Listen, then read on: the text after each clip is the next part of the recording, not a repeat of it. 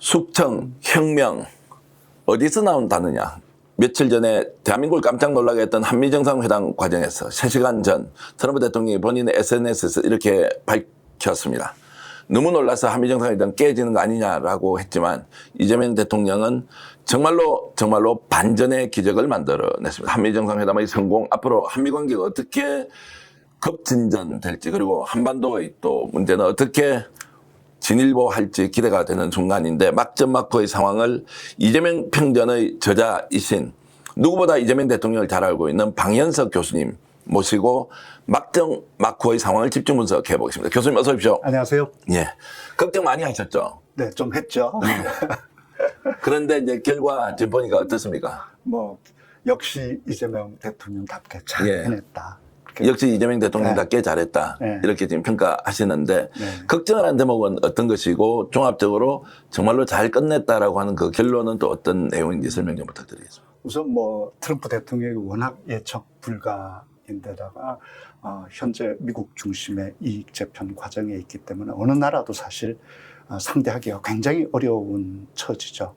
더군다나 이제 회담 직전에 방금 얘기하셨듯이 상상도 못했던 단어들을 SNS에 올리면서 아주 세게 압박해서 회담 자체가 파국에 이를지도 모른다는 우려를 할 수밖에 없었잖아요. 우리 국민 모두 그렇게 생각했듯이. 자, 그런데도 이제 극적 반전을 이루어냈다라고 이제 평가를 하는데, 결국 이제 그 2시간 20분 동안의 정상회담 과정에서 네. 실제로 트럼프 대통령이 이재명 대통령을 신뢰할 수밖에 없는 상황을 네. 끌어냈다, 만들었다라고 이제 평가할 수 있는 거죠. 완전히 반전시키는데 성공했다고 네. 볼 수 있죠. 다른 나라들에 비하면 훨씬 좋은 결과를 이끌어냈다. 굉장히 어려운 협상을. 자, 그래서 이제 부분 나누어서 좀 교수님께 질문을 좀 드려보겠습니다. 네.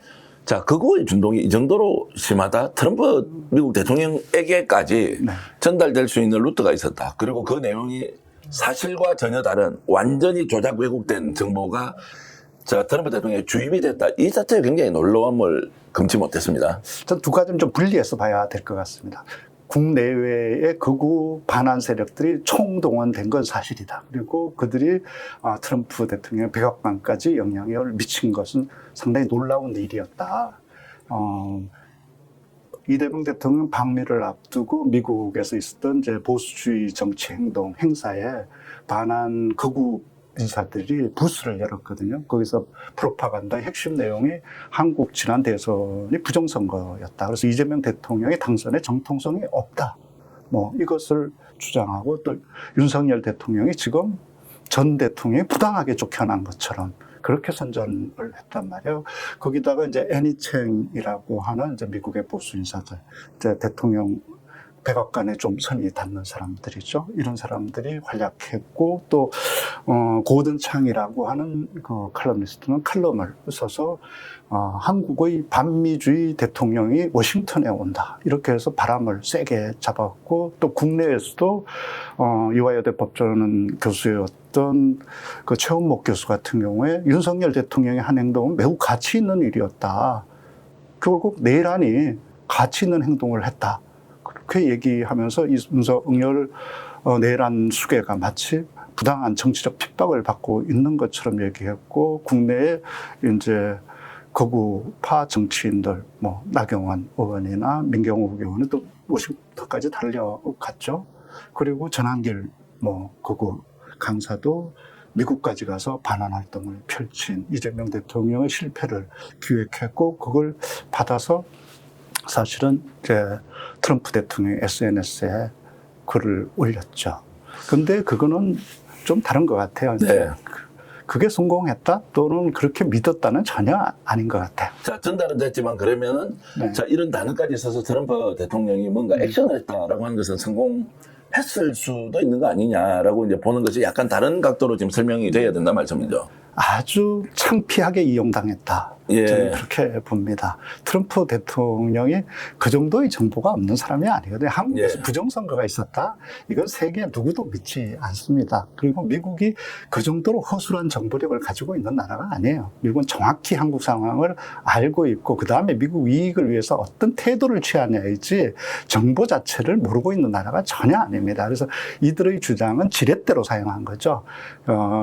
이재명 대통령이 만만한 상대가 아니기 때문에 이재명 대통령의 기선을 제압하기 위해서 일회용 지렛대로 대답하기 아주 곤란한 걸 올린 거죠. 이들의 주장을 근거로 해서 아무 주장에 근거 없이 할 수는 없잖아요. 국내외에서 이런 주장을 했으니까 그걸 근거로 이걸 지렛대로 삼아서 이재명 대통령을 굉장히 난처하게 만든 대답하기 아주 어려운 국면에 상대를 몰아놓고 협상을 시작하는 게 트럼프의 협상 전략이거든, 기본. 그러니까 이거 설명하기 굉장히 어렵지 않습니까? 뭐 숙청이다, 혁명을 진행하고 있는 것 같다. 이걸 어디서부터 어떻게 설명합니까?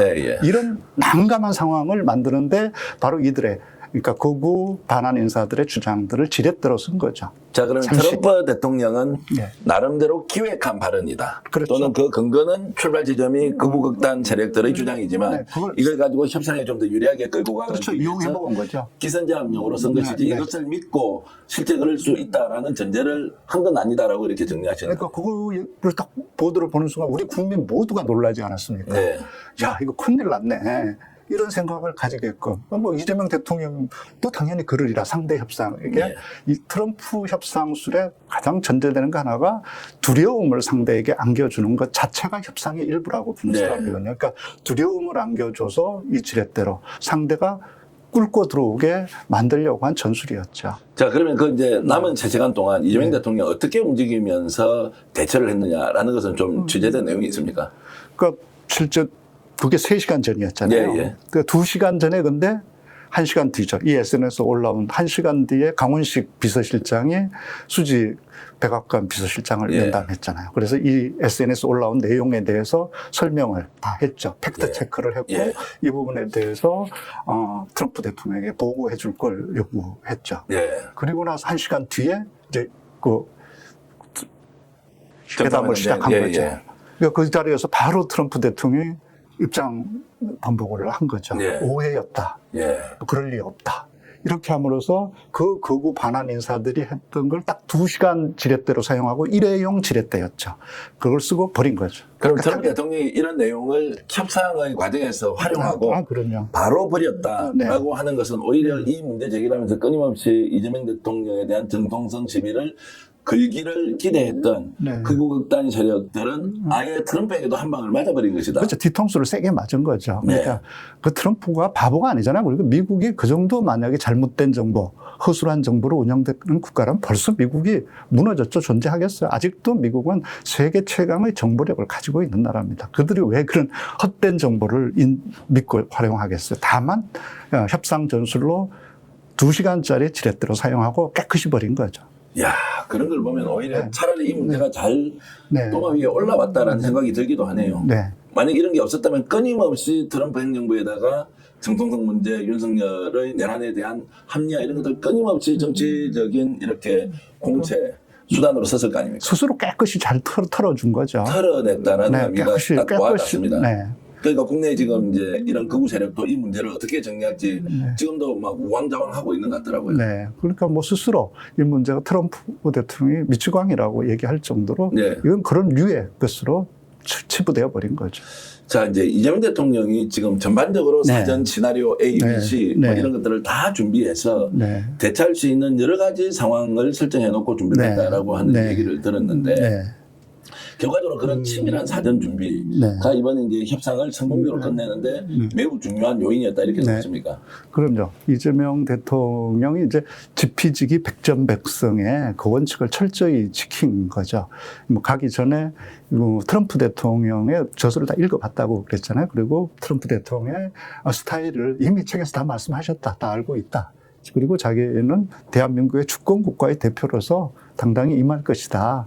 걱정 않는다고 이렇게 얘기했죠. 그게 사람들이 뭐 허세로 봤을지 모르지만 전혀 그런 분이 아니거든요. 실제 이재명 대통령이 회담 끝난 다음에 그 협상의 기술이라고 거래의 기술이라고 하는 트럼프 대통령의 저술이 굉장히 도움이 됐다고 얘기를 했죠. 그 원저가 이제 아츠 오브 딜이거든요. 그러니까 딜의 예술, 그러니까 트럼프는 딜의 예술이라고 그걸 하나의 과정 으로 포장해내고 있고 거기에 핵심적인 것들을 이재명 대통령은 다 읽어낸 거죠.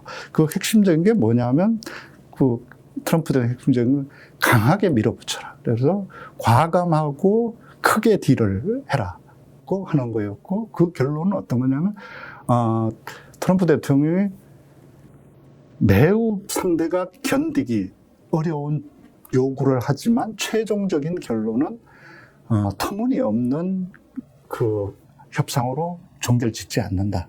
어느 정도 합리적인 상대에게도 이익이 있는 그런 협상으로 끌고 간다. 그게 트럼프의 협상의 핵심 기술이고 트럼프 이 책들을 읽어보면 핵심적인 그러니까 그 키워드들을 한 두 가지 꼽을 수 있어요. 그러니까 fear and respect라고 하는 이제 공포와 그 존중을 네. 병행하는 이걸 섞어서 하는. 그러니까 처음에는 그러니까 이번에도 공포를 주려고 한 거죠. 네. 그러다가 바로 태도를 바꿔서 리스펙트로 그러니까 존경으로 이렇게 바꿔낸 거고 그다음에 빅 앤 보일드 과감하고 크게. 그래서 그게 안 되면 성공하든 실패하든 결과를 목적을 이루면 트럼프 대통령이 금방 태세 전환을 하는 사람이에요. 네. 그러니까 그 태세 전환을 이번에 사실은 트럼프 대통령이 한 건 방어전이었어요. 우리가 방어전이 아니라. 네. 이재명 대통령이 새로운 요구를 가지고 와서 지난번에 했던 합의들을 깨는 더 미국을 곤란하게 하고 트럼프의 위신을 깎을까봐 우려했고 그걸 못하게 트럼프 대통령은 선제 공격을 했고 이제 그 과정에서 서로 아무것도 잃고 없는 것이 없는 어떻게 보면 이번 딜에서는 서로 양측이 안 뺏기려고 하는 더 안 뺏기려고 하는 딜을 했고 모두 둘 다 안 뺏겼다. 그렇게 해서 끝난 모두가 승자가 된 트럼프도 승자였고 이재명 대통령도 승자가 된 딜이었다. 저는 그렇게 교수님 말씀 들으니까 오늘 참 잘 오셨다라는 네. 생각이 드는 것이 네. 미국이 오히려 방어적이었고 네, 그럼요. 방어하려고 했던 거죠. 방어하려고 했던 것이다. 그리고 지난번에 이미 관제협상에서 합의된 내용의 범위를 네. 깨뜨리지 않고 유지하는 것이 매우 중요하니까 한국에서는 방위비 문제라든지 관세에 대한 제조적 이런 것들이 혹시 올지 모른다고 했지만 미국은 오히려 그것이 전면으로 드러나면서 원래 했던 이 지금 합의가 아예 파괴될지도 모른다는 오히려 걱정을 한 것이 이제 트럼프의 협상 내용을 전체적으로 우리가 그럼요. 그게 평가할 한 때는, 거죠. 예. 트럼프 스스로가 예. 끝난 다음에 얘기했어요. 이재명 대통령이 뭔가 요구를 하려고 했던 것 같은데 자기가 새롭게 양보하지 않았다. 물러선 게 없다. 그래서 지켰다고 얘기한 거거든요. 자, 그러면 이재명 대통령이 오히려 구체적으로 지금 미국하고 매우 공격적으로 협상을 하면서 대한민국에 유리하도록 하는 뭔가 카드를 가져갔을 수 있느냐 이 부분은 조금 우리 한국이 예. 뭐 세계에서 그렇게 만만한 나라가 아닙니다. 예. 그리고 미국 입장에서도 우리가 일방적인 어리 아닙니다. 이 동아시아 질서 속에서 한국을 함부로 대할 수 있는 나라가 아닙니다. 특히 미국이 최고 상대로 여기고 있는 경계하고 있는 중국이란 말이에요. 이 중국을 상대하는 데 있어 한국을 함부로 내치게 될 경우에 한국과 관계가 깨질 경우에 한국만 어려워지는 게 아닙니다. 미국도 매우 곤란해요. 세계 정책의 핵심이 대중정책이란 말이에요. 대중정책에서 한국을 빼고 설계할 수 있나요? 움직일 수 있어요? 미국이? 할 수 없습니다. 네. 그 점에 대해서 우리 국민들도 당당하게 우리가 이제 세계 그 지형 속에서 변수가 아니라 한국도 하나의 상수가 되어 있다는 그걸 알 필요가 있습니다. 저는 이제 이재명 대통령이 미국 갈 때 혹시 트럼프 대통령으로부터 뭔가 상상 못할 이런 막 그 충격적인 네. 제안을 받고 혹시라도 흔들릴까 걱정을 했는데 오히려 교수님 말씀 들어보면 트럼프가 절대로 대한민국을 그렇게 할 수 있는 대한민국의 체력이나 국력이나 이런 것이 아니다. 오히려 대한민국이 굉장히 절박하게 절실하게 트럼프에게 필요하다는 이런 말씀으로 이해를 한미 관계가 깨져버리면 대중 정책, 미국의 지금 압박 정책 이게 다 무너져 버리게 되는데 그걸 함부로 할 수 있어요?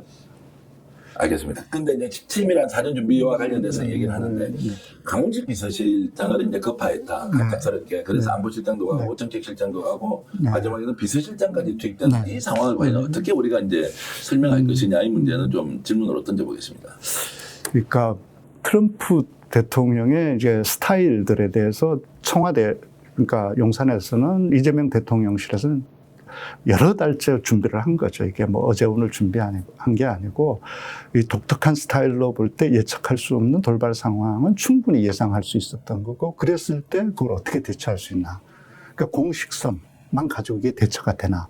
그랬을 때 신속한 대응 라인이 필요했던 거고 그래서 2달 전에 이미 강훈식 비서실장이 수직 완전 이제 비서실장과 이제 백악관 비서실장하고 이렇게 회담을 요청해놨단 말이에요. 그리고 한 달 전에 이미 약속을 면담 약속 받은 거예요. 그러니까 2달 전에 요청해서 한 달 전에 강원식 비서실장하고 수지 그 비서실장 양 비서실장의 회동이 약속되어 있었던 거예요. 그러니까 뭐 갑자기 급한 것처럼 돼 있지만 사실은 네. 치밀하게 준비가 돼 있었고 그 치밀한 준비가 우연하게도 딱 2시간 전에 회담 2시간 전에 두 사람이 회담이 있었고 그리고 1시간 뒤에 2시간 뒤에 회담을 한 거죠. 네, 예. 너무너무 절묘했던 거죠. 그러니까 치밀한 준비가 결과적으로 그런 아주 특별한 이벤트가 생겼을 때 제대로 대처하고 신속하게 대응하면서 결과는 오해를 푸는 것인데 네. 제가 여기에서 이제 이재명 대통령의 일종의 리더십이라고 해야 됩니까? 국정운영 외교관계를 이렇게 설정할 때 네. 한 라인을 구축하자라고 하는 이 아이디어 네. 그리고 그 한 라인을 구축하자고 하는 아이디어의 이연 실행력, 네. 그 액션 플랜 같은 것들을 구체적으로 만들어내는 네. 그것은 이제 전례가 없는 일이었는데 어떻게 해서 대한민국 대통령 비서실장이 백악관의 비서실장과 동급으로 대화를 할 수 있느냐. 뭐 급의 문제는 아니기도 하지만 그것은 미국이 유럽도 일본도 네. 어떤 나라와도 이렇게 관계를 맺지 않는데 어떻게 대한민국이 이것을 만들어냈느냐라고 하는 그 아이디어가 어디에서 나왔느냐라는 질문을 저는 이제 두 가지 측면을 볼 수 있을 거라고 생각합니다. 하나는 이재명 대통령이 협상을 하면서 살아온 사람입니다. 그 협상에 굉장히 많은 노하우를 갖고 있고 첫 번째, 그 가장 첫 번째 이재명 대통령의 협상의 시작은 아버지하고 협상이거든요. 그 이재명 대통령이 8달 동안 공부해서 간신히 대학 입시 그 당시 그 수능 이전 시험 뭐 학력고사 2, 3년 했다는 거 네, 아닙니까? 그걸 봐서 중앙대학교 특대 장학생 예. 선호 A라고 해서 한 달에 20만 원 장학금을 받는 생활비를 받는 장학생이 됐어요. 당시 20만 원 굉장히 큰 돈입니다. 이재명 대통령이 그 대학 가기 전에 공장 다녔을 때 3달 월급에 해당해요. 그리고 당시 그 중앙대학교 앞에 그 하숙생들 하숙비, 한 달 하숙비가 10만 원 할 때입니다. 네. 그러니까 굉장히 큰 돈이었죠. 그걸 받고 학생이 됐는데, 그러니까, 근데 아버지가 그 돈을 자기한테 다 맡기라고 그러죠. 공장 다닐 때도 그랬으니까 월급 받으면 고스란히 아버지가 봉투째 이제 받고 차비만 네. 이렇게 줬으니까. 그러니까 이 장학금도 다 내라 그러니까 이제 그 이재명 대통령이 펄쩍 뛰었죠. 이 자서전에 보면 나옵니다. 예, 예. 자서전에 써놨어요. 네. 그래서 자기가 못한다 그렇게. 왜냐하면 자기가 공부할 때 8달 동안 간신히 대학 입시 공부했는데 그중에 2달은 학원도 못 다녀요. 아버지 네. 학원비를 안 줘가지고. 그러니까 이제 자기는 이 돈 가지고 집에서 나가서 방을 얻겠다. 그래서 자취하면서 그러니까 대학 못 간 형하고 같이 자취하면서 형 학원비, 자기 이 돈으로 학원비 대서 형 공부시켜서 대학 보내고 자기 고시 공부하겠다. 이렇게 얘기한 거예요. 그러니까 이제 아버지가 들어주질 않죠. 그러니까 이제 굉장히 갈등이 심해졌죠. 그때 이제 이재명 대통령이 선택했던 게, 물론 끝까지 그냥 가출해서 집 나가서 형하고 둘이만 방 얻어 살면 형도 안정적으로 학원 다닐 수 있고 자기도 편하게 고시 공부 네. 단칸방에서 온 식구가 있는데 아니고 할 수 있었지만 그렇게 되면 어떻게 되겠어요? 자기 둘은 괜찮지만 남아있는 사랑하는 어머니나 가족들은 얼마나 힘들어지고 가족 전체의 우애와 그래도 어려워도 함께 힘을 합쳐 살아왔는데 이 가족이 이제 풍비박산이 날 거니까. 그래서 이제 합의해서 양보한 게 어떤 거냐면 이제 그 선직업 그 후보관이었어요. 그러니까 그전에는 공장에서 월급 타면 선보관, 네. 그 다음에 후직업 그 차비. 예, 예. 그런데 이번에는 먼저 받은 떼고? 장학금, 그러니까 자기 형 학원비 떼고, 네. 그 자기 책값 떼고, 네. 그 다음에 두 사람 차비 다 떼고 남은 걸 아버지한테 맡기는 거. 그래서 이걸로 합의를 하죠, 아버지가. 네. 그렇게 해서 이제 집을 못 나오고 어렵게 단칸방에서 생활은 했지만 두 사람은 계속 공부는 할 수 있었고 또 아버지와 가족들은 또 그 유대를 유지할 수 있었던 거죠. 이게 이재명 대통령의 첫 번째 협상이었어요. 매우 현실적으로 접근해서 양쪽이 만족할 그렇죠. 만한 결과를 만드는데 절대 내가 갖고 가야 될 것은 포기하지 않는다. 네, 그게 이제 두 가지 원칙이에요. 이재명 대통령이 협상하는 원칙을 보면 딱 그게 드러나거든요. 하나는 그러니까 공동의 이익을, 그러니까 나도 이익이 있고 상대도 이익이 있고 이렇게 하면 아버지도 원한 걸 상대가 그걸 모아서 이제 아버지는 집을 사려고 했던 거니까 그래서 나머지 돈을 저축할 수 있고 우리도 최소한 공부할 수 있고 형도 대학 갈 수 있는 길을 마련하는 뭐 그래서 서로의 함께 공동의 이익, 공통 분모를 찾아내는 것. 또 하나는 상대의 역할을 인정해 주는 거예요. 예. 아버지의 역할을 부정하지 않는 것.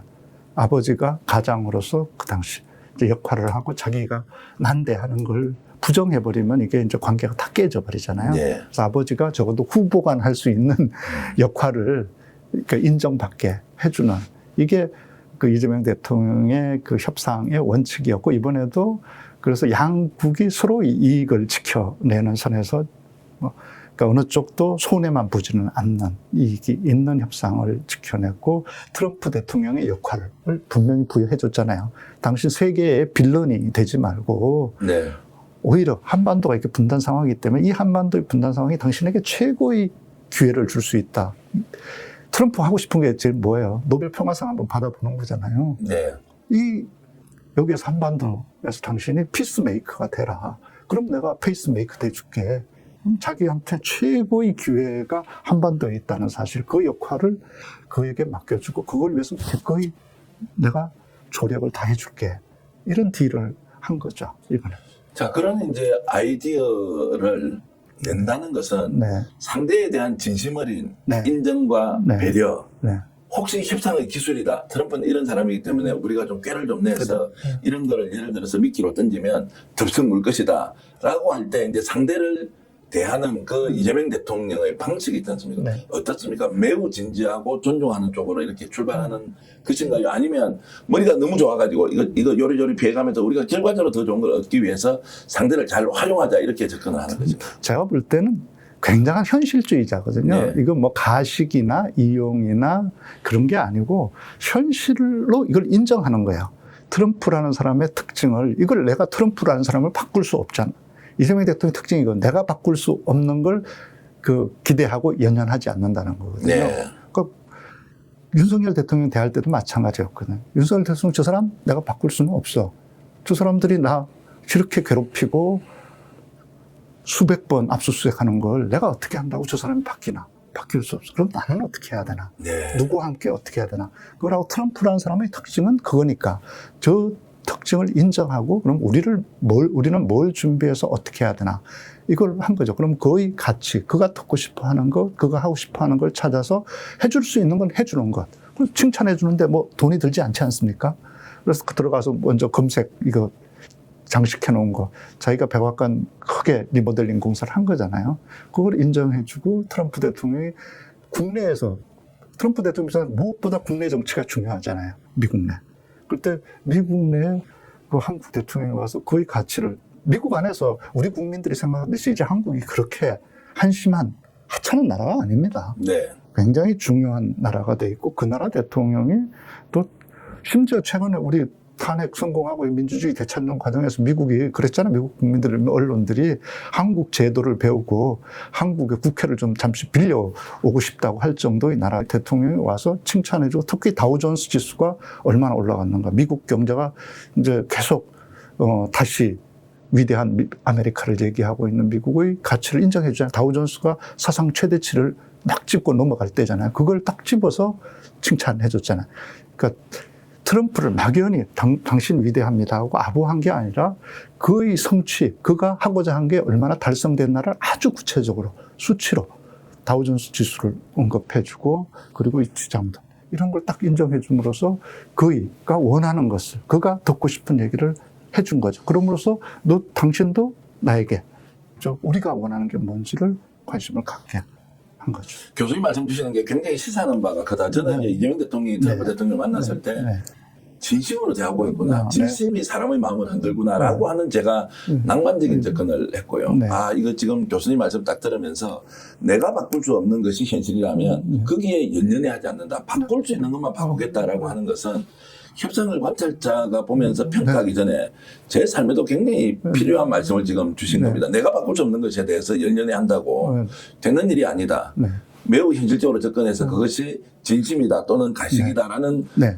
그것을 떠나버리고 아예 현실이다라고 했을 때 이재명 대통령이 어떤 내용으로 트럼프 대통령에게 제안을 하고 합의를 해야 되는지를 본능적으로 잘 알고 있다는 것에 대해서 제가 이재명 대통령을 다시 한 번 더 생각한다는 이제 이런 그 판단이 듭니다. 공동의 이익을 지향한다. 상대의 역할을 인정한다. 그리고 매우 현실적으로 접근해서 결과를 성과로서 만들어낸다. 이제 이런 말씀은 여러분들도 꼭 기억하면서 내 삶에 어떻게 적용할지 한번 좀 판단했으면 좋겠고요. 자, 그럼에도 불구하고 한 라인을 구축하자라고 하는 건 매우 현실적으로 접근해서 뭔가 서로 결론을 만들어내자까지는 좋은데 문제는 이것을 실행하는 과정에서 미국이 호응을 해야 뭐 이게 한 라인이 만들어지든 만들어지지 않든 될 텐데 어떻게 보면 대한민국 비서실장과 백악관의 트럼프 비서실장이 동급이 아니라는 것은 어쨌든 국제 질서를 아는 사람은 다 인정을 할 수밖에 없는데 어떻게 이것을 만들어냈느냐라고 하는 것은 이제 구체적인 실천 과정에서 남다른 역량이 있었다라는 생각이 드는데 혹시 짚히는 부분이 있습니까? 그러니까 우리 지난 이제 내란 시기 때 그 내란을 조기 그 해제하는 과정에서 미국 백악관에 그 코멘트가 나왔어요. 그때는 이제 그 트럼프 대통령이 이제 주도권을 장악할 때는 아니었지만. 네, 바이든 행정부 때 그때 바로 나왔습니다. 네, 바로 나왔던 게 그때 이제 미국의 외교 그 라인들이라고 하는 게 간단치가 않습니다. 그러니까 우리 한국의 민주당이 사실은 역대 최강의 당으로서 민주당으로서의 미국 외교 라인을 가지고 있습니다. 이성락 지금 그 안보 외교 쪽 라인을 중심으로 한 그 라인들이 있고 우리가 생각하듯이 마치 그 이번에 이재명 대통령 그 방미 회방론 그 극우 반한 인사들만 있는 것 같지만 그것보다 훨씬 애국적인 미국 내 로비스트들이며 이 친한 그 합리적인 민주주의자들이 미국 내에 많이 포진하고 있고 그걸 지금 엮어내는데 성공하고 있다. 저는 그렇게 보고 있습니다. 네. 그 라인이 결코 이 극우 보수 라인보다 작지 않고 이재명 대통령이 이념지향적이지 않지 않아요. 그래서 그 중도적인 합리적인 그런 그러니까 미 정계 내에서 또 그 친한파 내에서의 세력들을 잘 결집시켜내고 있고 우리가 수렴해내고 있다. 이렇게 봐도 저는 좋다고 생각합니다. 자, 무엇보다도 공식 라인을 네. 오피셜하게 이렇게 이제 라인업을 했다는 것이 이제 놀랍다는 이야기 맞습니다. 보통은 이제 트럼프 대통령에게 뭔가 가족을 통하거나 또는 제3의 지인을 통해서 의사 전달을 해야 되고 의중이 반영돼야 된다는 것인데 어떻게 대한민국 대통령이 미국과 한 라인을 공식적으로 비서실장급으로 만들었느냐라는 것이 참 대단하다는 이야기 지금 제가 이제 여러 차례 들었습니다. 네. 굉장한, 그러니까 아까 얘기했지만 우리나라 국격이 굉장히 우선 높아져 있고 그 우리나라의 국격에 맞는 실제 미 정계 내에서도 영향력을 가지고 있고 그게 그전에는 이제 분산돼 있고 이른바 보수 우파들로 다 경도되어 있었다면 지금은 이쪽으로 많이 넘어와 있고 주도권을 잡는데 그 이재명 대통령이 성공했다. 이미 대통령이 되기 전에. 그랬기 때문에 내란 그 해제 과정에서도 계엄 해제 과정에서도 역할을 할 수 있었고 그 단적인 예는 국내 정치에서도 한번 보면 이해가 될 수 있을 것 같아요. 우리 그 대통령이 달고 다니는 배지 있죠. 네, 태극기 배지 달고 있잖아요. 민주당 의원들 다 태극기 배지 달고 있어요. 네. 한동안 태극기가 이른바 태극기 부대게 됐어요. 거국게 됐습니다. 그래서 태극기를 완전히 빼앗겨 버린 거야. 네. 이 태극기의 이미지와 가치를. 그래서 마치 진보 세력은 태극기, 우리 국가, 국익을 반하는 사람들인 것처럼 이 실제 애국자들은 이쪽인데 반미주의자들인 것처럼 이렇게 하는 걸 이 태극기를 빼앗긴 놈이 이걸 되찾아와야 된다고 생각하고 그래서 이걸 달고 있고 이제 태극기가 더 이상 태극기 부대께 이제 안 되는 거예요. 이걸 패러다임을 바꿔놓은 것. 미국 내에서 이게 사실은 국내 정치에만 작용한 게 아니고 국제 정치에서도 우리 집권 세력, 그러니까 그 진보 세력들이라고 하는 게 실제는 매우 합리적인 민주주의 세력이라고 하는 걸 국제사회에 각인시키는데 상당히 훌륭한 작용을 했고 그건 미국 내에 있는 지한파들, 친한파들을 한국에게 민주주의자들의 전선에 합류시키는데 훌륭한 기여를 했다고 생각합니다. 태극기 배지 이거는 누구 아이디어였어요? 이재명 대통령이 직접 지시한 거잖아요. 앞장서서. 네. 언제 지시해서 이걸 다 달고? 꽤 됐죠. 제가 정확한 시기는 모르겠는데 꽤 오래됐습니다. 그래서 이거 내란 터지고입니까? 아니 훨씬 전이에요. 훨씬 전에. 훨씬 전부터 지금 그렇죠. 이거 태극기를 대표를 할 때. 그렇죠. 태극기를 되찾아와야 된다고 생각해요. 태극기를 이렇게 뺏겨서 저들의 마치 실제는 태극기의 정신, 우리 태극기를 어떻게 만들고 이 태극기를 들고 3.1 그 만세 운동을 했고 이걸 들고 항일 무장 투쟁을 했던 거 아닙니까? 피로 지켜낸 태극기를 정말 애국심이라고 없는 나라를 팔아먹으려고 하는 국익을 훼손하는 자들이 독점하는 이 상황 이렇게 태극기를 빼앗길 수 없다고 생각한 거죠.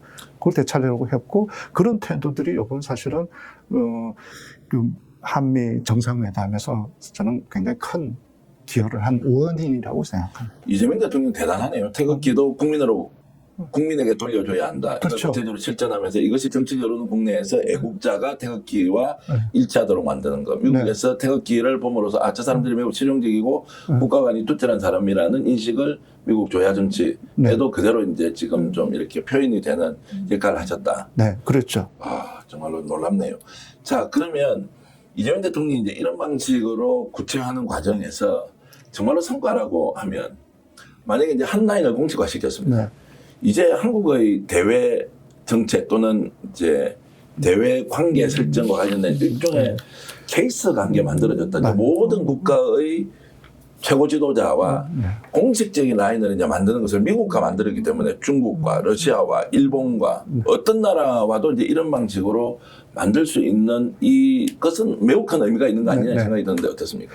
그 이재명 대통령이 그 선거 때 했던 얘기를 한번 상기해 볼 필요가 있습니다. 우리가 반 걸음만 앞서가면 모든 것을, 너무나 많은 것을 누릴 수 있다. 근데 한 걸음 뒤떨어지면 우리는 크나큰 돌이킬 수 없는 위험에 빠진다. 그래서 반 걸음 앞서가기 위한 노력을 기울여야 한다. 그 반 걸음을 앞서가는 것은 우리가 주도권을 가지고 나아가는 것, 끌려가는 것이 아니라 K 이니셔티브를 행사해야 된다. 그랬던 거란 말이에요. 이번 미국 가기 전에 일본부터 들렀잖아요. 예. 그거 굉장히 중요한 신의 한 수였거든요. 네. 처음에 왜 일본부터 가나 미국부터 안 가고 그걸 가지고 또 뭐 공격을 했잖아요. 저쪽 이상한 사람들은 뭐 미국에 먼저 못 가고 일본 간다는 둥 그랬는데 그게 얼마나 중요한 한 수였습니까? 트럼프 대통령이 쓸 굉장히 사실은 중요했던 지렛대 하나를 이재명 대통령이 뺀 거예요. 그러니까 아까 그 쓴 지렛대는 이 트럼프가 쓰려고 했던 지렛대를 빼앗기고 나서 급구한 정말 2시간짜리 지렛대였고 예. 진짜 큰 지렛대는 제가 볼 때 일본 지렛대였어요. 네. 니들 일본하고 잘 지내. 왜 일본하고 같이 안 지내? 일본 한미일 동맹을 강화해서 중국과 여기에 대응해야 되는데 너희들 왜 빠지려고 그래? 들어와야지. 그러면 여기 굉장히 곤란한 딜레마들이 있단 말이에요. 일본은 지금까지 그 과거사에 대해서 반성하지 않고 계속 한국에 도발해왔기 때문에 일본과 함께 동맹을 강화하게 되면 그러니까 국내의 반발과 이게 직면할 수가 있습니다. 그러니까 함부로 할 수가 없어요. 일본과 대통령. 운신의 폭이 굉장히 작기 때문에. 그래서 이 일본은 잘하려고 하는데 왜 안 해? 그리고 왜 자꾸 과거사 꺼내서 미국이 지금 트럼프가 일본에 대해서 훨씬 그동안 기울어진 행보를 보여왔잖아요. 일본은 잘하려고 했는데 왜 한국이 깽판 쳐?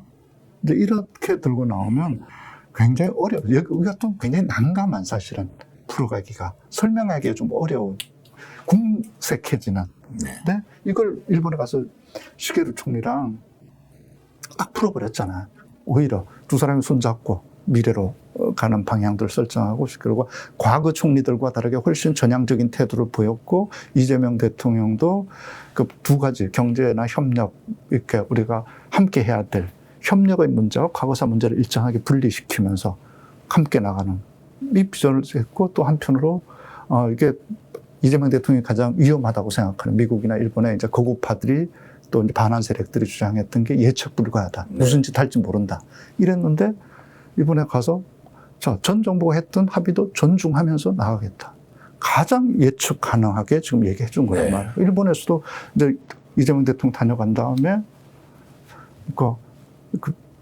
우려하지 않아도 좋겠다. 네. 예측 가능하다. 이렇게 바뀌었고 시게루 총리는 사실은 사임 그 압박을 받고 있었단 말이에요. 지지율이 20%대로 내려와 있었기 때문에. 그런데 이재명 대통령하고 이 협상 잘하고 그 풀면서 지지율이 18% 상승했어요. 18%포인트가 이제 올라갔죠. 거의 40%에 달하게. 네. 그 20%대에서 시게루 총리에서는 이재명 대통령이 사실은 구세주와 같았던 거고. 이재명 시계를 엄청 좋아하겠네. 자기 그죠? 정치인이. 네. 그리고 이제 이재명 대통령 입장에서는 이제 일본 걸 지렛대로 삼아서 네. 한국을 압박할 수가 없게 만들어 놓고 네. 미국으로 딱 간 거죠. 이 과정들이 제가 볼 때는 신의 한 수였고 실제로 이시바 시게루 총리가 일본에서 그동안 전 총리들하고 달라요. 네. 전 총리들은 다 이른바 조슈본이라고 하는 군벌, 조슈본 파벌 출신이야. 야마구치 야마구치현. 그 세력들이냐. 우리를 지금 뭐 TK나 이렇게 되는 거죠. 걔네들이 늘 다 해먹고 아베 신조가 아주 대표적인 사람이었죠. 근데 이 이시바 시게루는 그쪽 계열이 아니에요. 개혁적이고 그렇기 때문에 아베 신조가 늘 갔다가 저기 신사 참배했던 걸 총리 되고 나서 총리가 곧 그 신사에 참배해야 되는 것은 아니다. 물론 공물은 보냈지만 직접 참배하는 걸 자제했고 네. 그런 다른 태도를 보이고 있고 그런 사람이 일본에서 총리를 하는 게 한국으로 봐도 유리하죠. 그 사람에게 이재명 대통령이 사실은 힘을 실어준 거야.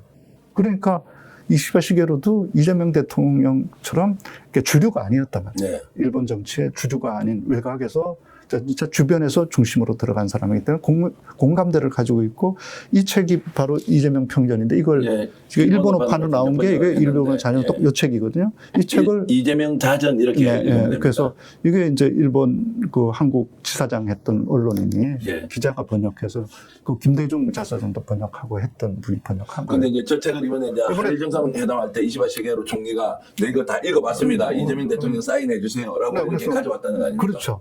그런 대통령 지금 일본 총리 중에 한 명도 없었습니다. 그것도 참 대단하네요. 한국 지도자의 자서전을 다 읽고 그걸 자기가 서명해두려고 준비해 와서 그 한국 대통령에게 사인받는 이런 건 한국 역사에서 처음 있는 일입니다. 일본 수상의 자존심으로 봐도 대한민국 대통령한테 본인 자서전 읽고 사인해달라고 할 정도라면 네. 결국 이재명 대통령한테 배울 게 너무 많다. 오히려 네. 우리가 지금 양국 간에 좀 공동 번영을 위해서 최선을 다해보자라고 하는 진심이 담겨있는 그런 일종의 사인 요청이었다. 이렇게. 그러니까 지금 한일 관계는 이제 이시바 시게루를 이재명 대통령은 돕고 싶은 네. 마음이 있을 거고 이시바 시게루 입장에서 이 책을 다 읽었으면 당연히 이재명 대통령에 대한 호의가 있을 거고 진심. 이 사람이 어떻게 살아왔고 어떤 원칙을 가지고 있고 너무나 잘 알게 되었고 두 사람은 어쩌면 이 관계를 통해서 절친이 된지도 몰라요. 한국은 이 사람의 삶을 다 이해한 거잖아요. 이 책을 읽는다고 하는 걸. 한국 사람들도 읽고 굉장히 감동받는, 이재명 대통령 우리가 몰랐네. 이런 사람이었네. 했던데, 그 일본 사람이 전혀 몰랐던 일본 총리가 이걸 정말 다 거짓말 했겠습니까? 자기가 다 읽었다고 하고. 제가 저 책을 읽어보면서 이재명 자서전, 이재명 대통령이 이런 사람이었구나라고 하는 게 가식, 왜곡, 뭐 이런 게 전혀 없는 책인데도 네. 저런 분이 탄생하려면 네.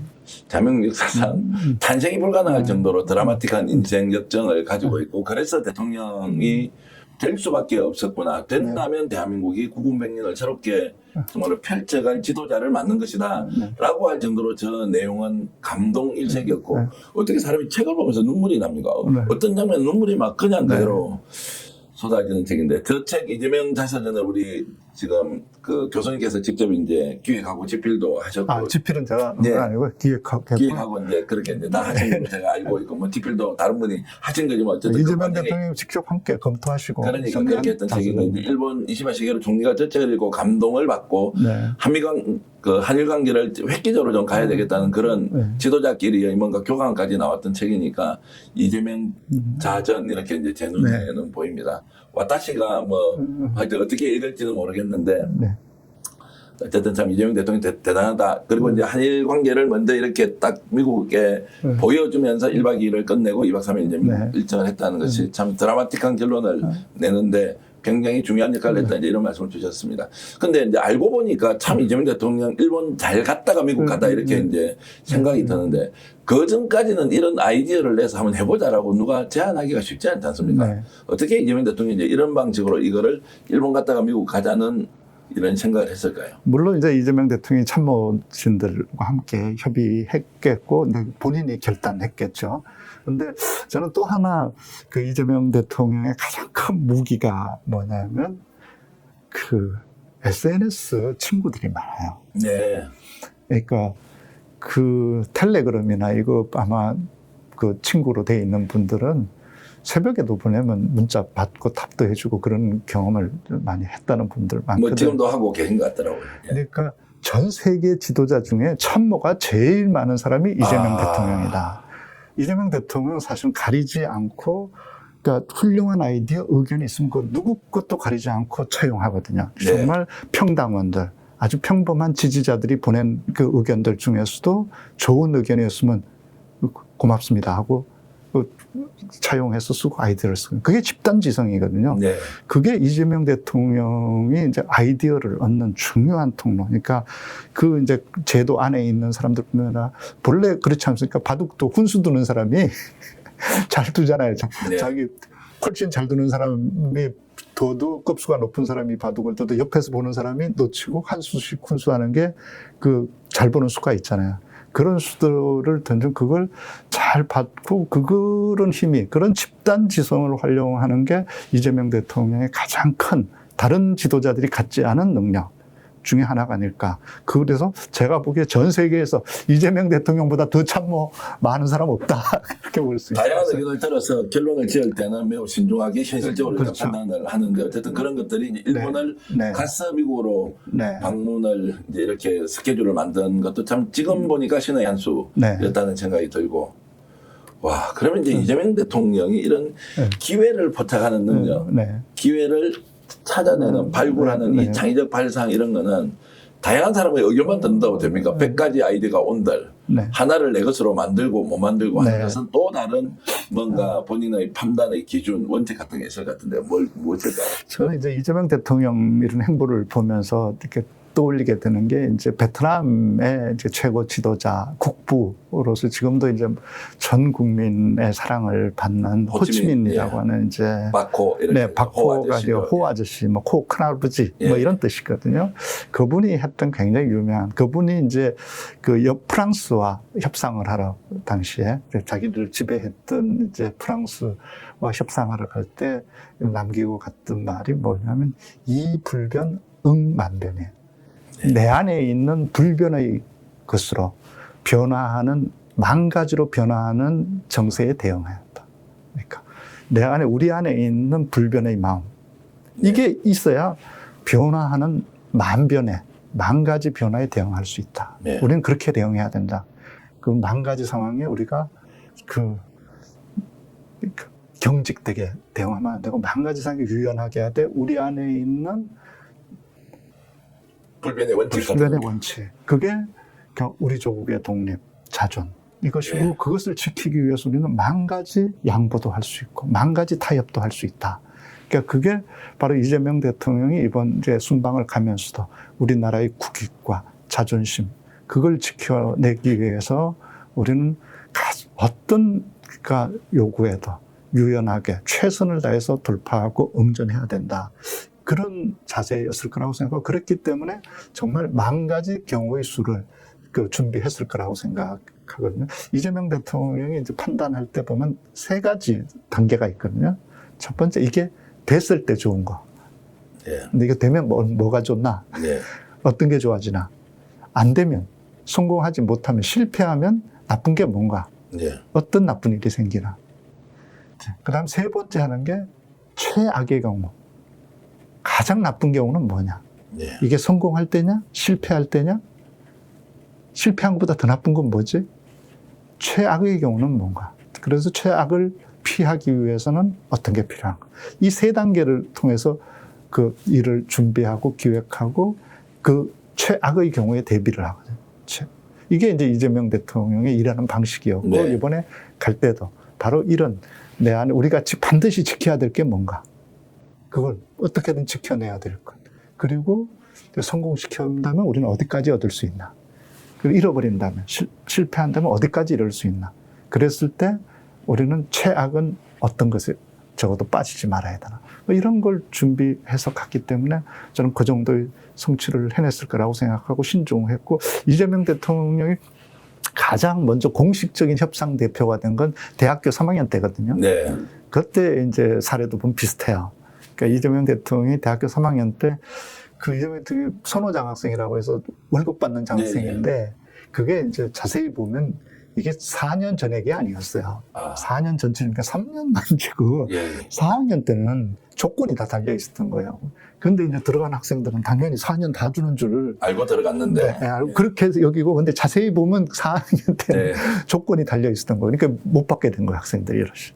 그러니까 그때 맨 앞장서서 이게 이제 학생들, 이게 취지가 뭐였냐. 이 장학금의 취지가 어려운 학생들 와서 마음 놓고 공부만 하게 해서 우리나라의 좋은 법조인을 되게 좋은 인재가 되게 그렇게 하기 위해서 만든 제도 아니냐. 네. 그런데 정말 마지막 공부를 해야 될 4학년 때 이걸 안 주면 이 장학제도의 취지가 뭐냐 도대체. 정말로 절실할 때, 마지막 결실을 거둬야 할 때. 그때 이재명 대통령, 그때 그래도 3학년 때 고시 봐가지고 1차 합격한 다음이었거든요. 네, 근데 이제 막 1차, 2차 합격해야 될, 그 공부만 매진한 3, 4학년 예. 때인데, 4학년 때 정작 그 장학금을 안 주니, 그 넉넉한 학생들은 그 장학금 때문에 진학 안 하죠. 예. 다 사정들이 어려운 학생들인데, 그럼 또 아르바이트 하러 가야 되고, 등록금 없고 생활비 없어서 군대 가야 되고, 휴학하면. 이런 게 어딨냐. 어떻게 해결했습니까? 그래서 이제 학교 당국하고 와서 이제 항의하고 이제 협상을 했죠. 그때 지도교수가 민경식이라고 하는 네. 헌법학자인데 그때 뭐 굉장히 유명한 헌법 시험 문제집 네. 출제자이기도 하고 문제집 저자예요. 그래서 그분한테 들어보니까 이재명 대통령이 조곤조곤 너무나 합리적으로 처음에는 격렬하게 항의를 해서 자기가 화도 내고 꾸짖었는데 이렇게 대화를 하면서 굉장히 설득력 있는, 그래 굉장히 자기가 놀랐다. 그 당시로 보면 어린 학생이죠. 군대도 안 간. 그 학생이 와서 따지는데 너무나 조리정연하게 얘기를 해서 자기가 설득당했고, 그래서 자기가 학교를 상대로 이걸 해주도록 노력했고, 그래서 그 학생들이 그 장학금을 계속 받을 수 있게 됐었다. 그런 게 그 첫, 그러니까 공식 누구의, 그러니까 자기 혼자가 아니라 그러니까 어떤 대표로서의 협상을 할 때도 그 모습들을 굉장히 잘 보여주었다고 당시 지도교수도 기억을 하더라고요. 복귀시켰습니까? 그래서 네, 네. 1년 동안 더 그래서 다 받도록. 장학금을 받고 이제 학교 시험 공부를 계속 할 수 있었다고. 자, 이번에 이제 한일 한미정상회담에서 이재명 대통령 불변, 네. 내가 변하지 않아야 될 것, 네, 예. 그거는 이제 뭡니까? 국익입니까? 그렇죠. 국익과 국민의 자존감. 예. 이건 최소한 그 우리가 포기해서는 안 되는. 그래서 좀 미국 갈 때 그 얘기, 비행기 안에서 얘기 기자들한테 했죠. 우리 대한민국도 당당한 주권 국가다. 그러니까 네. 주권 국가로서의 그걸 포기하면 안 되죠. 그러니까 국익, 그러니까 양보하지 말아야 될 선의 국익. 그러니까 우리 국가가 견딜 수 없는 정도의 국익을. 그래서 우리도 얻는 게 있어서 이 기회를 통해서 미국 내에 그런 그 보여주잖아요. 그러니까 필리 조선소 방문했잖아요. 한화가 만든 그 필리 조선소가 미국에 사실은 굉장한 자존심이 걸려 있는 그 조선소였거든요. 그게 1800년대에 만든 200년이 넘는 그 조선소예요. 그 군사 조선입니다. 군함 만드는 조선소예요. 그 군함 만드는 조선소였는데 그 미국이 얼마나 근데 그걸 지금 한국이 가서 한국의 기술력으로 재건하고 있는 거죠. 그걸 통해서 한국의 입장에서는 그 조선소에 투자하는 게 꼭 이런 것만은 아니죠. 그걸 통해서 한국의 기술력을 높이고 세계 시장을 넓히는데 기여하는 거기 때문에 이제 그런 국익, 우리가 주는 주대, 그냥 일방적으로 퍼주지는 못한. 물론 우리 마음껏, 우리 양껏 우리 성에 찰 수는 없죠. 근데 상대가 있는 거 아닙니까? 우리나라 말고 어차피 미국을 상대로 사업을 해야 되고 비즈니스를 해야 되는 다른 국가들보다 적어도 못하지 않은, 불리하지 않은 조건만 확보하면 실패한 게 아니고 국익이 훼손되지 않는 거죠. 다른 나라도 똑같이 미국에서 우리와 같이 경쟁해야 하니까. 그때 우리가 불리하지 않을 정도의 선을 지켜내는 게 아마 제가 볼 때 이재명 대통령이 지키려고 했던 국익의 마지노선이었다. 그리고 그걸 지켜냈고 트럼프도 인정했다. 이렇게 볼 수 있어요. 필리 조선소 방문할 때 아마 방송에서 제가 최초로 얘기할 수도 있는데 현재 있는 그 이제 한화적 관계자 얘기 들어보니까 의전이나 그리고 경호가 상상 초월일 정도로 강화된 것 같더라. 그래서 이제 한미정상회담의 성과 때문에 그런 것이냐, 아니면 그 정도 예우를 하려고 원래부터 미국이 마음을 먹고 있었냐라고 하는 이제 이야기는 해석이 달라질 수는 있지만 정말로 대단한 경호를 받고 현장 방문할 때 그것이 이제 트럼프 대통령이 필리 조선소가 어떤 상징성이 있는지 말씀 주신 것처럼 그리고 지금은 한 대 생산하겠다는 것은 이제 한화가 10대까지 뭐 10척까지 이제 생산할 수 있는 체계를 갖추어서 대국민 투자를 하겠다고 했으니까 결국 대통령은 매우 실용적이고 현실적으로 결과를 만들어내는 이런 그런 이제 대단한 성과를 냈다 이렇게 이제 보고요. 근데 이제 궁금한 게 하나 있습니다.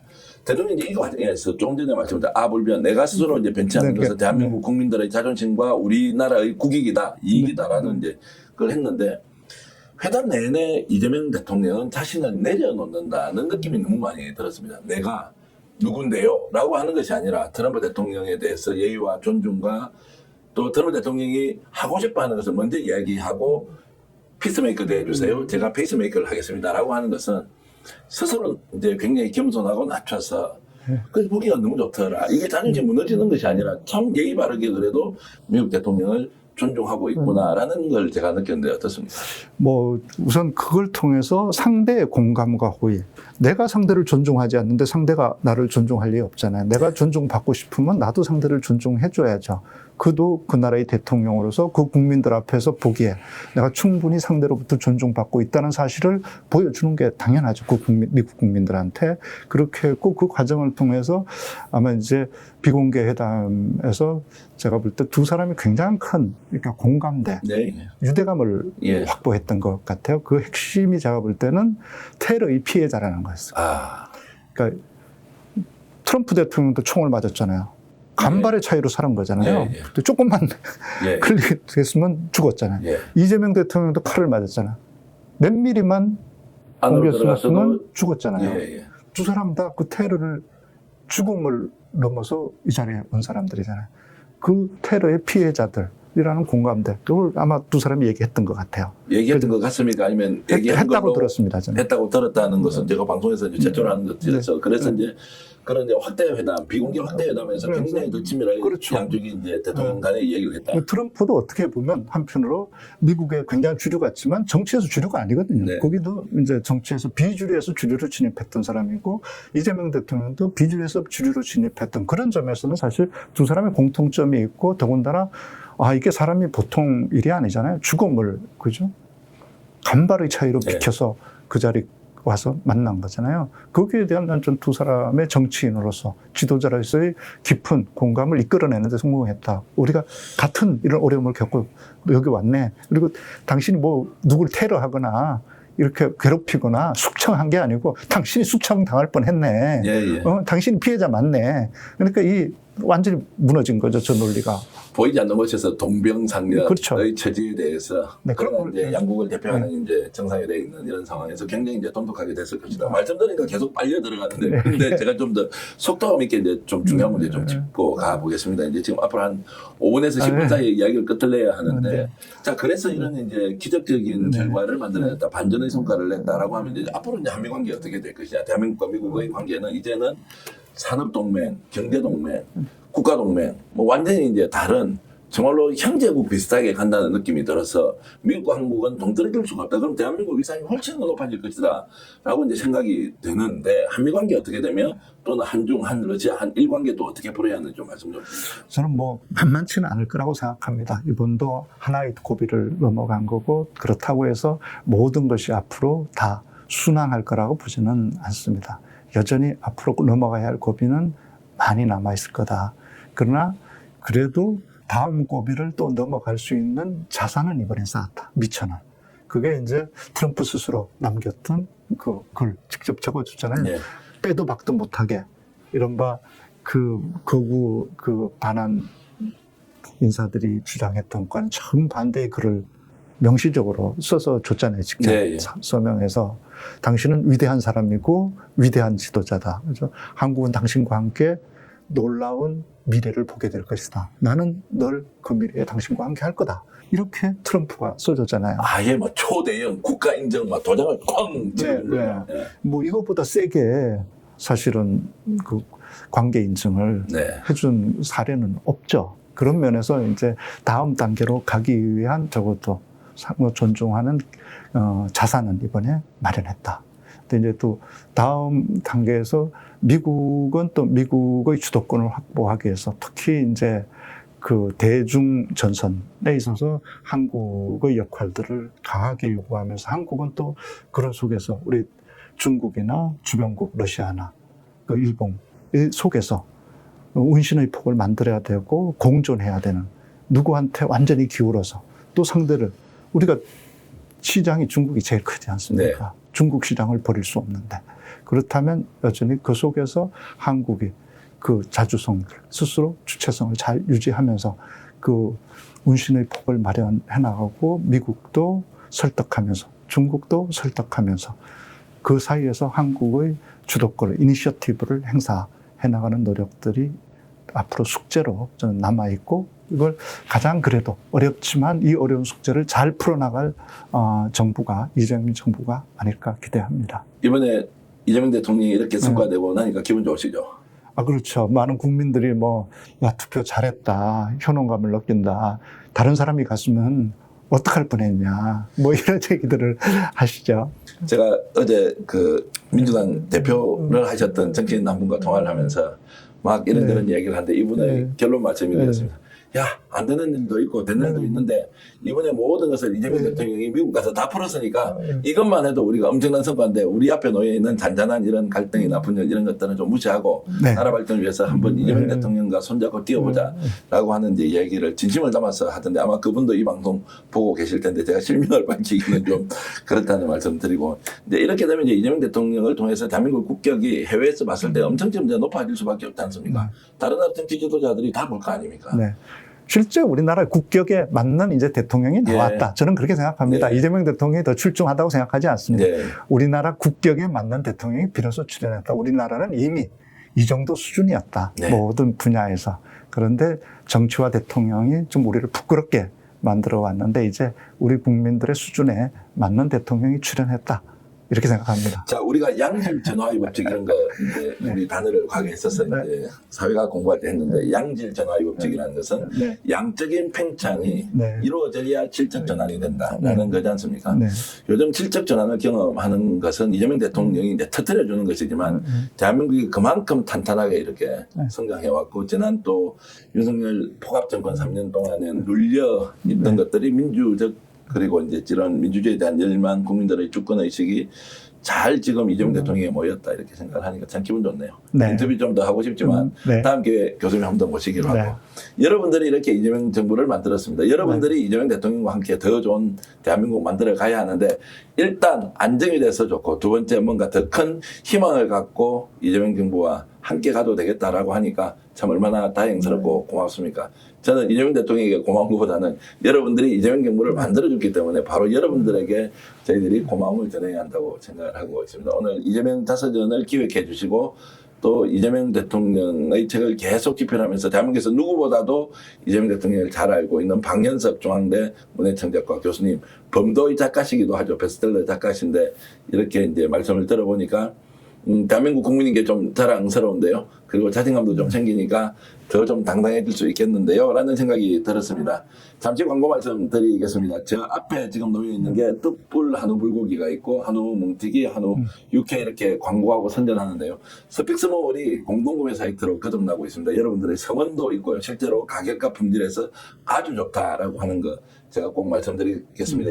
이성희 명인의 만능 맛된장 그리고 또 만능 고추장이 있는데 이것도 지금 29,900원에 5통 이렇게 하는 거는 온라인 최저가인 거 확실하다. 계속 스테디셀러로 잘 나가고 있습니다. 한우 육회, 한우 불고기도 아주 잘 나가고 있고요. 그리고 풀샷으로 보여주시면 목포 민어회 24,000원에 400g 뱃살, 불에 껍질까지 해서 와 보내주는 건 대한민국 유일하다는 거 제가 확실하게 말씀드리니 필요하신 분들 주문하시면 하루 뒤에 여러분 직접 가정에서 맛볼 수가 있습니다. 그래서 많은 내용 부탁드리면서 오늘 교수님 인터뷰 모두 마치겠습니다. 감사드립니다. 시청자 여러분 인사드리고 방송 모두 마치겠습니다. 여러분 안녕히 계십시오.